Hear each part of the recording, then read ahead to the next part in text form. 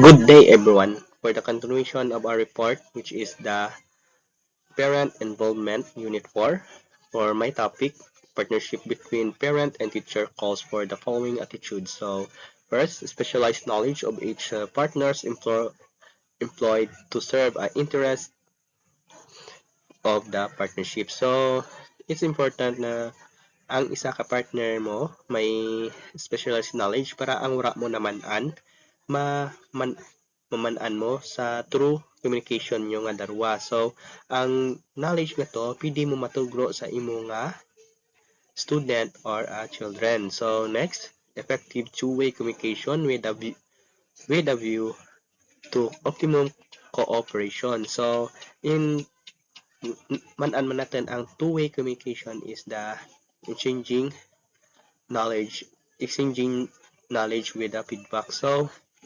ma kung maka-istoryahanay ang darwa ka mag-partner, may mamabuo nga new knowledge. So, ang new knowledge kato, itugro to sa students or children.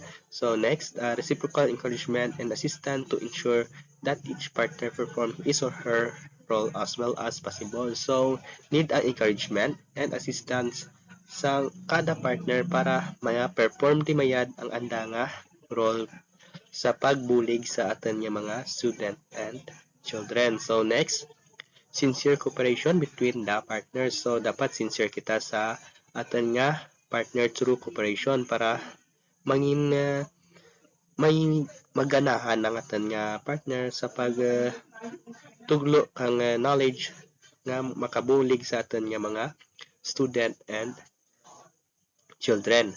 Next, loyalty towards one another. So, dapat loyal kita sa aton nga partner para hindi bala maduraan tigana sa bulig sa aton nga mga student kay sa aton nga children. So, next,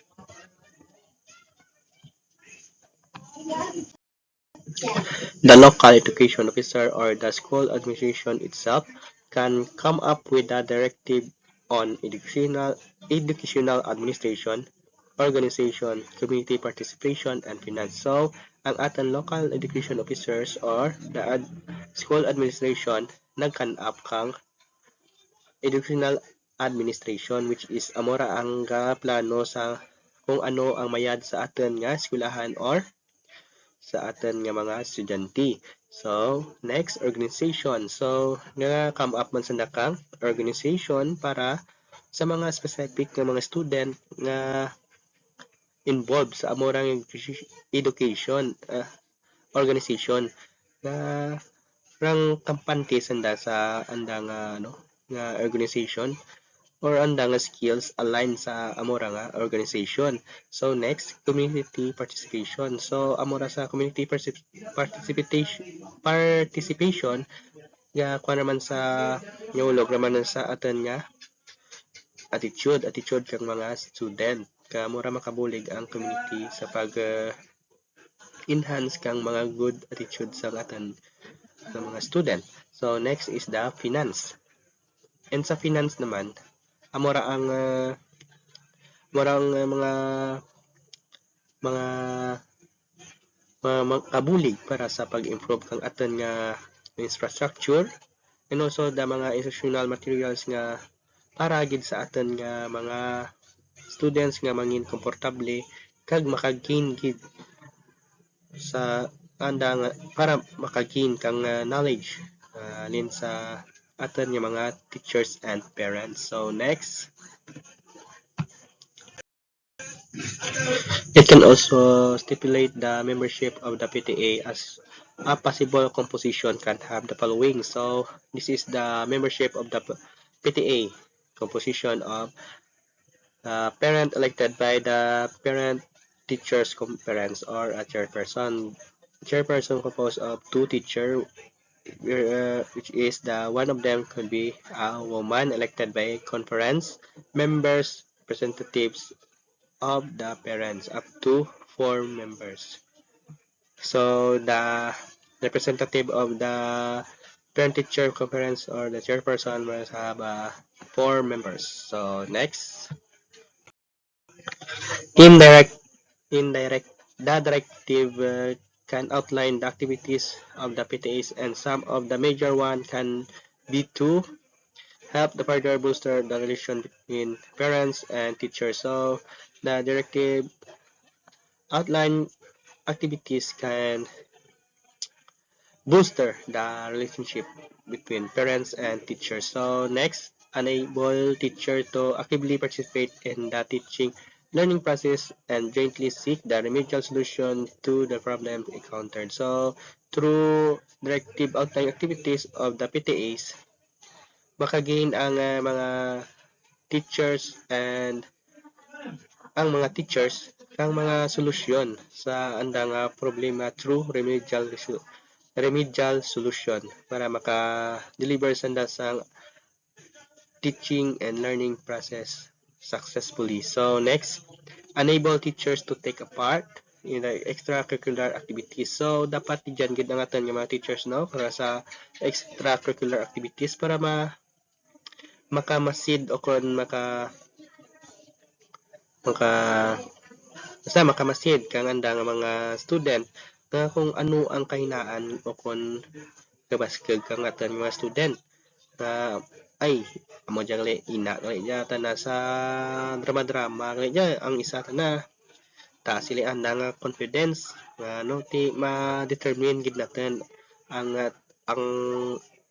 ang strength kag weaknesses kang aton nga student through participating the extracurricular activities. Next, the directive can outline the activities of the PTAs, and some of the major ones can be two who contribute to enhance of the provision of quality education. So in the directive outline activities of PTAs can be contribute to enhance the quality education of the students. So next, make school ideal place to produce discipline and skilled citizens. So through directive outline activities, PTAs can make our school ideal place to produce disciplined and skilled citizens. So next, strive to alleviate the problems of teachers and create favorable condition whereby teachers could properly execute their responsibility. So through directive outline activities of the PTAs, ang teacher ka create ang teachers ga elevate na-strive kang nag-strive to elevate the problems of teachers and create favorable condition whereby the teachers can be properly execute their responsibilities. So next,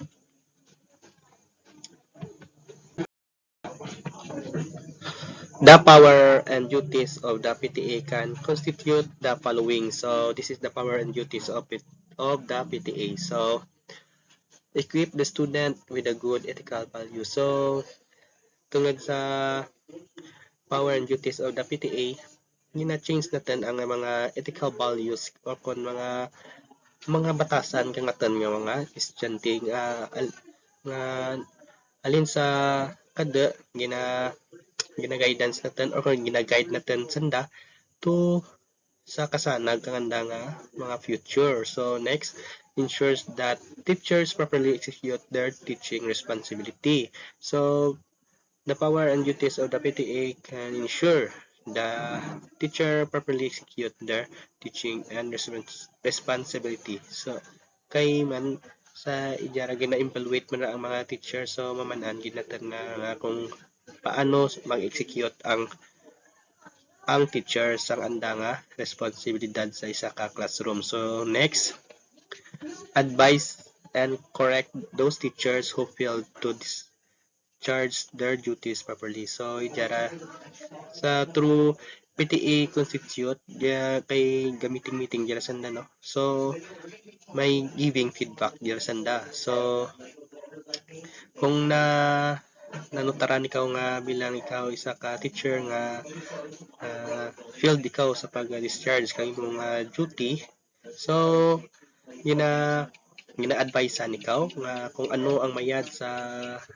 kung ano mayad nga pagdara sa mga estudyante kag kung ano ang sakto pa nga para ngang sakto nga para maka mangin masakto man ang mga estudyante.